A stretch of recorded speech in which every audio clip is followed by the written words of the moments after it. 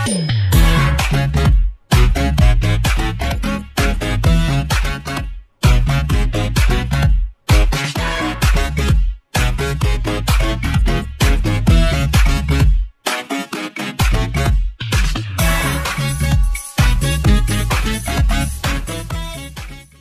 বন্ধুরা, good morning. আমি ঝর্ণার কিচেন। আজকে একটা রেসিপি করে দেখাবো।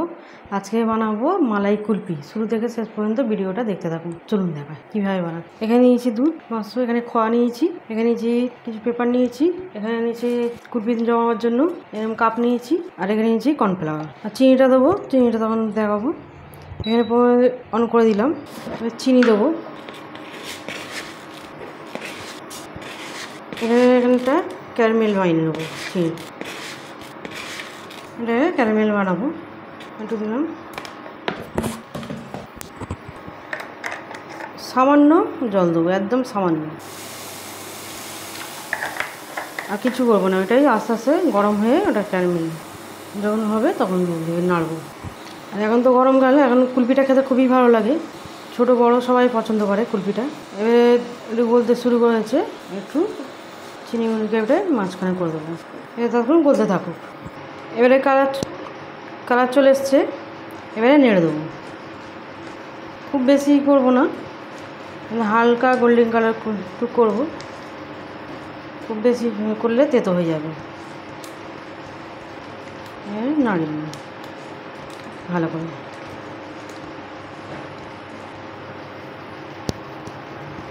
এই ক্যারামেলটা করলে খেতে খুবই ভালো হয়, আর দেখতেও ভালো হয়, আর খেতেও খুব ভালো হয়। টেস্টটা খুব অন্যরকম হয় একদম। আচ্ছা, এবারে এরকম হয়েছে, আর একটু সামান্য হবে। এবারে আমি এটাকে বন্ধ করে দেবো। কেন বন্ধ করে দেবো? দুধটা আচ্ছা এখন অল্প করে এখানে জল দিয়ে দেবো, সামান্য।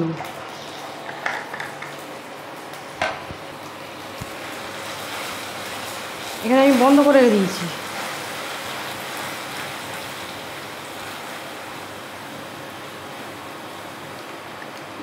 এবারে দুধটাকে দিয়ে দেবো।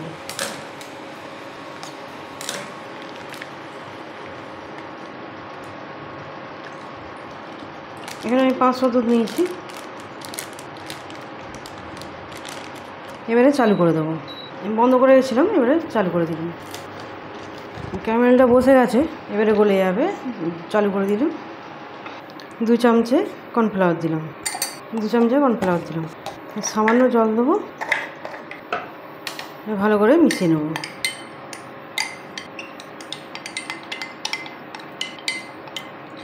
মিশিয়ে পাশে রাখছি আমি, এখন দেবো না। যখন দুধটা ভালো করে ফুটে যাবে তখন দেবো। এখন পাশে রাখছি, এবার দুধটা একটু নেড়ে দেবো। ক্যারামেলটা জমে গেছে, একটু গলে যাবে, দুধটা ফুটলেই গলে যাবে। এখানে বাড়িয়ে দিচ্ছি আমি একটু, দুধটা তখন ভালো করে ফুটে যাক। এখানে এলাচ নিয়েছি, এলাচ নিয়ে একটু ফাটিয়ে দিয়ে দেবো। 3টে এলাচ নিয়েছি, দিয়ে দেবো। ভালো করে নেড়ে দেবো। নেড়ে দিয়ে এবারে দুধটা ফুটে গেছে, এবারে এক হাত দিয়ে নাড়বো, এক হাত দিয়ে এইটাকে দিয়ে দেবো। যে কর্নফ্লাওয়ারটা করে রেখে দিয়েছি ওটাকে দেবো। এটা একটু ঢালবো, মিক্স করে দেবো, ভালো করে মিশিয়ে নেবো। আর এখানে খোয়া ক্ষীর নিয়েছি, খোয়া ক্ষীর দেবো। এখানে কমিয়ে দিচ্ছি আমি। খোয়া ক্ষীর নিয়েছি, গুঁড়ি নিয়েছি, তবে এটা আর একটু হাত দিয়ে করে নিই। খোয়া ক্ষীরটা দিলে খেতে খুবই ভালো হয়, একটু দানা দানা ভাব থাকে, বেশ ভালো লাগে খেতে কুলফিটা। এবারে দিয়ে দেবো, এটা গোটা গোটা করে ভেঙে দেবো। এটা ভালো করে মিশিয়ে নেবো। এটা ভালো করে মিশিয়ে নিচ্ছি আমি, আর একটু করে নেবো। এখানে আমি মিল্ক পাউডার নিয়েছি, মিল্ক পাউডার দিয়ে দেবো। 2 চামচে উঁচু মিল্ক পাউডার দিয়ে দিলাম। এটা একটু ঘন হবে আরও, এটা দিলে ভালো করে মিশিয়ে নেব। ভালো করে এবারে মিশিয়ে নিচ্ছি। এটাতে ভালো করে ফেটে নেব। এবারে আমার রেডি হয়ে গেল মিশ্রণটা। এবারে বন্ধ করে দেবো। ঘন কতটা হয়েছে সেটাই আমি দেখাবো। যে এখানে এলাচ আমি তুলে নেব, কতটা ঘন হয়েছে দেখাচ্ছি। এরকম ঘন। এটা একটু ঠান্ডা হয়ে যাক, হয়ে গেলে আমি তুলবো। ঠান্ডা করে নিই, নামিয়ে নিই। এটা এই কাবু নিয়ে নিয়েছি, আমি সব ধুয়ে নিয়েছি। আর এইখানে কিছু আমন্ড দেবো কুচি, কিছু কাজু বাদামও দিয়ে দেবো, দিয়ে ভালো করে নেড়ে নেবো। এখানে কিশমিশ নিয়েছি, কিশমিশটাকেও দিয়ে দেবো। আর এখানে কেশর নিয়েছি, কেশরটাকেও অল্প করে দিয়ে দেবো, ভালো করে মিশিয়ে নেবো। এখানে কিন্তু আমি বন্ধ করে দিয়েছি এটা, তারপর মেশাচ্ছি। ভালো করে মিশিয়ে নিয়েছি। এবার সব কাবুনি দিতে একটু করে নিয়ে নেবো। এইভাবে আমি সব কটাকে এইভাবে ভরে নেবো। এখানে সব কটা ভরে নিয়েছি। এবারে এখনও আছে আমার এখানে একটা কাপ নিয়েছি, এতে ভরে নেবো। যতটা হবে দিয়ে দেবো। এবার আমার এটাও ভরা হয়ে গেছে, এখনও একটু রয়েছে। এবারে এটাকে আমি এখানে এটা নিয়েছি, এটা দিয়ে দেবো আমি চাপা। এখন তো কাঠি দেওয়া যাবে না, এভাবে আমি চাপা দিয়ে আমি ফ্রিজে রাখবো।